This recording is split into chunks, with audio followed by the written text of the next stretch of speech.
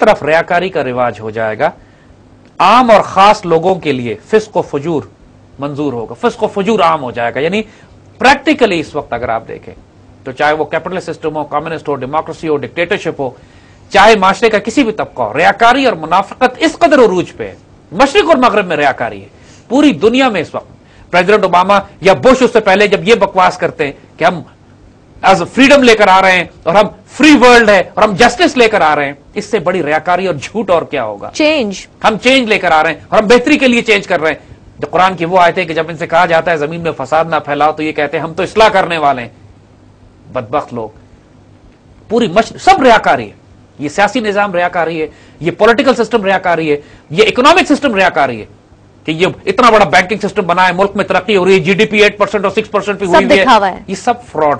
Fractional reserve banking پہ, false paper currency پہ جو اکنامک سسٹم بنا ہوا ہے, اتنا بڑا, دنیا بڑی ترقی کر رہی ہے جناب. ٹوٹل فراڈ اور دھوکہ اور ریاکاری اور منافقت. کہتے ہیں ہر طرف مشرق و مغرب میں صرف ریاکاری ہوگی, تمہیں حقیقت کچھ نظر نہیں آئے گی. پھر کہتے ہیں تو اس وقت کسی اہل حق کو نہیں دیکھے گا. از اہل حق نبینی در آن زمان کسیرا, اس زمانے میں تم کسی اہل حق کو نہیں دیکھو گے. آج حال یہ نہیں ہے کہ دنیا میں لوگ پوچھتے ہیں کہ لیڈر کہاں ہے, کوئی اچھا انسان نظر آ جائے ہم کو, کوئی اللہ کا ولی نظر آئے. موسٹ کامن کوشچن, سب سے کامن کوشچن یہ ہے کہ اہل حق کدھر ہے. بالکل. جس کو اللہ کے بندے کہتے ہیں یہ قحط الرجال کا دور ہوگا, اللہ کے بندے ختم ہو جائیں گے, نظر نہیں آئیں گے.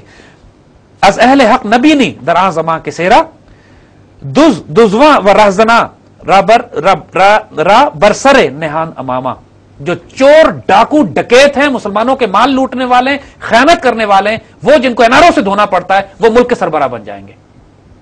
ایگزیکٹ الفاظ ہیں. And they have appeared in books. PEPCO time check. It's 8:40 PM. A C کا تھرموسٹیٹ ہمیشہ 26 ڈگریز پر رکھیں.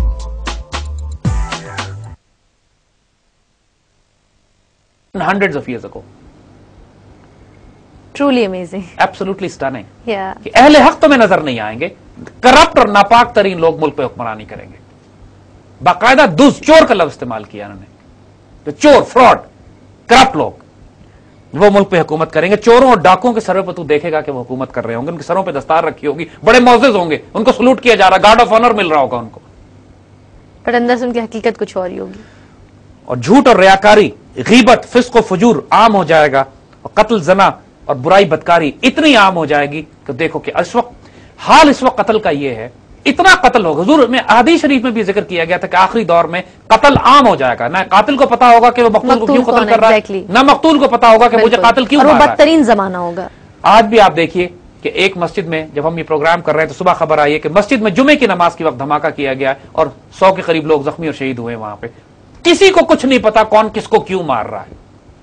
چاروں طرف اس طرح قتل و غارت ہو رہا ہے, روز لوگوں کی سرکٹی لاشیں ملتی ہیں, لوگ ایک فساد برپا ہوا ہے, لوگ خود کش حملے ہو رہے ہیں. پورے شہر میں سینکڑوں, پورے پاکستان میں سینکڑوں لوگ شہید کیے جا چکے ہیں پچھلے سال 2 سال میں ان خود کش حملوں میں, جس میں نہ مارنے والے کو پتا کہ وہ کیوں مار رہا ہے, نہ مرنے والے کو پتا کہ مجھے کیوں مارا جا رہا ہے. بلکہ یہ تو ٹرم ہی اب آئی ہے, خود کش حملہ. اور پھر وہ کہتے ہیں کہ حال معاشرے کا یہ ہو جائے گا کہ عیسائیوں جیسے رسم و رواج اور بدعتیں عام ہو جائیں گی اور حضور کی سنت غائب ہو جائے گی.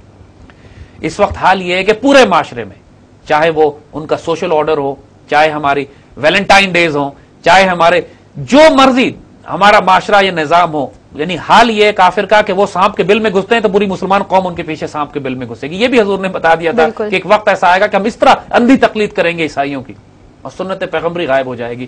حضور کی سنت صرف لباس کا نام نہیں ہے, سنت پیغمبری معاملات کا نام بھی ہے کہ ڈیلنگز بھی ختم ہو گئی ہیں. ہمارا اکنامک سسٹم یہودیوں سے آیا ہوا ہے, ہمارا پولیٹیکل سسٹم ڈیموکریسی یہودیوں سے آئی ہوئی ہے, ہمارا ایجوکیشن سسٹم یہودیوں کا آیا ہوا ہے, ایوری ڈے روٹین میں ہم لوگ ہمارا پولیس کا نظام, ہمارا جو لا چل رہا ہے وہ بھی عیسائیوں کا, امریکن سسٹم اینڈ آل, وہی لا چل رہا ہے, برٹش لا چل رہا ہے ہمارے. ابھی انگریز کا بنایا ہوا قانون ہے جو ہماری کتابوں میں, ہماری ہائی کورٹ اور سپریم کورٹ میں امپلیمنٹ کیا جا رہا ہے. تو عیسائیوں کا طور طریقہ صرف لباس, کپڑے, ویلنٹائن پہ نہیں ہے, سسٹمز پہ, دیگر معاملات میں بھی ہے, ہر چیز پہ. اس کے بعد کہتے ہیں اگر تم قاضی کو چند سکے دے دو گے تو وہ شکاری کتے کی طرح بہانہ بازی کر کے تمہارا معاملہ طے کرے گا. یعنی رشوت, قاضی رشوت لینے پر آ جائیں گے. یعنی پریکٹیکلی مذاق بنا ہوا ہے کہ 2 لاکھ کا وکیل کرنے کے بجائے 50,000 میں جج کر لو. ایگزیکٹلی جی. اور آج کل پریکٹیکلی یہی حال ہے. اور پھر اکنامک ماڈل پہ آتے ہیں. اکنامک سسٹم کا حال یہ ہوگا اس دور میں کہ ایک زمانہ ایسا ہوگا کہ ایک جماعت مجبور لوگوں سے سود لیا کرے گی اور ان کے سر پر لعنت ہوگی, سر پہ خزانے رکھے ہوں گے. یعنی اس وقت جو بینکنگ سسٹم کا حال یہ ہے, جو انہوں نے کہا کہ ایک ایسا نظام بن جائے گا, ایک ایسی جماعت آئے گی جو پوری دنیا کو مجبور کر کے سود لے گی. The entire economic model is based on پوری دنیا کو مجبور کر کے قرض دے کے ان سے پھر سود اور ربا کے اوپر لینا. اور حال یہ ہوگا کہ یہ لوگ جو یہ کام کر رہے ہوں گے اتنے لعنتی ہوں گے کہ سروں پہ خزانے رکھے ہوں گے ان کے, دا بلینئرز اور دا بلینئرز, جو اس وقت rock child's and rock fillers and بڑے بڑے بینکرز دنیا کے جو ہیں, جنہوں نے پوری دنیا, federal reserve and bank of England, جنہوں نے پوری دنیا کے خزانے اکٹھے کر کے پوری دنیا کو مجبور کیا ہوا ہے کہ فردوں کو نہیں قوموں کو مجبور کیا ہوا ہے کہ سود کی ادائیگی کرتے رہیں. اکنامک ٹیررزم کے پروگرام میں سب کچھ ایکسپلین کیا ہے. ایک وقت آئے گا تو ان کے سر کے اوپر لعنت ہو. قرآن جب ان کو کہتا ہے ان لوگوں کے بارے میں کہ سود لینے والوں کے بارے میں, کہ وہی حضور کی حدیث کے مطابق ایک زمانہ آئے گا کہ کوئی لوگ ایسا نہیں, کوئی ایسے نہیں بچے گا کہ جو سود نہ دے رہا ہو یا سود نہ لے رہا ہو, بیچارہ پھنسے ہوئے ہوں گے اس نظام میں. وہی جیسے ہم نے بات کی کہ نہ چاہتے ہوئے بھی انسان پھنسا ہوا ہوگا, کیونکہ ہم مجبور ہیں, اس وقت ہم مجبور ہیں کہ پیپر کرنسی استعمال کریں, ہم مجبور ہیں کہ یہ سسٹم کو استعمال کریں. اور یہ پورا نظام قائم کرنے والے وہ چند لوگ ہوں گے. پھر شریعت ختم ہو جائے گی. جو بات کہی انہوں نے کہ حال یہ ہوگا کہ مسلمان نماز سے غافل ہو جائیں گے, نماز روزہ ایک دم غائب ہو جائے گا. اور جو مناجات کی محفلیں ہیں, یعنی چاہے وہ عید میلاد النبی کی محفل ہو, نعتوں کی محفلیں ہوں, چاہے وہ محرم کی کوئی محفلیں سجائیں, اس میں ریاکاری اور منافقت ہوگی. لوگ اس لیے نہیں کریں گے محفلیں کہ اس کے نتیجے میں تزکیہ اور تربیت اور روحانی سرور حاصل کرنا چاہتے ہیں, بلکہ اس لیے ہوگا شو آف ہوگا, یہ دکھانے کے لیے کہ میں نے اس سے بڑی محفل کی اور اس نے میرے مقابلے میں اتنی بڑی محفل کی. اور جو وائز ہوں گے, جو لوگ ان محفلوں میں آئیں گے لاکھوں کروڑوں روپے فیس لے کر, پیسے لے کر, اور ہم کو سب پتا ہے کہ کون لوگ کتنی فیس لیتے ہیں نعتیں پڑھنے کی اور کون کتنی فیس لیتے ہیں ذکر کرنے کی, اور کون ذاکر ہیں جن کے ریٹ لگے ہوئے ہیں کہ کتنے کے کتنے پیسوں پہ کتنا چلے گا. نہ اللہ کے واسطے, نہ محبت کے واسطے, نہ دین کے واسطے, نہ امت کے واسطے. کمرشل انٹرپرائزز ہیں یہ ساری کی ساری جو بنا لی ہیں. جو اصل روح تھی اس کی رسم ازاں رہ گئی, روح بلالی نہ رہی. تو وہی بات کہیں گے کہ ہر کچھ منافقانہ ہو جائے گا. نماز روزہ حج اور زکات کا شوق کم ہو جائے گا اور دلوں پہ بوجھ ہوگا. اور یہی حال ہے لوگوں کا کہ ساری دنیا ٹریول کرتے ہیں, پوری دنیا کی سیر کرتے ہیں, لیکن حج اور عمرہ نصیب نہیں ہوتا. اور حج عمرہ ہوتا بھی ہے اگر تو بڑی مصیبت کے ساتھ کہ ٹھیک ہے پریشر ہے لوگوں کا, چاہے کوئی کر ہی لیتے کراتے, چلو ساتھ گولڈ بھی لے آئیں گے, تھوڑی شاپنگ بھی کر لیں گے. جو نیت اور انٹینشن ہوتی ہے وہ معاملہ, اور دلوں پہ بوجھ ہوتا ہے, بالکل شریعت ترک ہو جائے گی. یہ سارے معاملات ہمارے معاشرے میں آس پاس ہیں. اس وقت کہتے ہیں وہ نعمت اللہ کہ میں خون جگر بنوشم, میں اپنا جگر کا خون پیتا ہوں, اور برنج بتو گوئم, بڑے دکھ میں تم سے یہ کہتا ہوں, خون جگر بنوشم برنج بتو گوئم, للہ تر گردان ای طرز راہ بانا, خدا کے واسطے یہ کفر کے طریقے چھوڑو. نصیحت کر رہے ہیں, میں سب کچھ ایکسپلین کرتے ہیں, سارا کچھ بتا دیں کہ جس معاشرے پہ تم آ گئے ہو, جس وقت تم آئے ہو, خدا کے واسطے میں کہتا ہوں, ورنہ بڑی پرابلمز آئیں گی, بڑی مصیبتیں تمہارے اوپر آنے والی ہیں. جو طریقے تم نے اختیار کیے ہوئے ہیں, تم پر مصیبتیں جو آئیں گی ان طریقوں کی وجہ سے. اچھا, اس سے پہلے انہوں نے یہ بات نہیں کی, اب وہ یہ بات یہاں پر کرنٹلی ایگزیکٹلی, جب یہ, کیونکہ اس کے بعد دیکھیے مصیبتیں آنی شروع ہو گئی مسلمانوں پہ.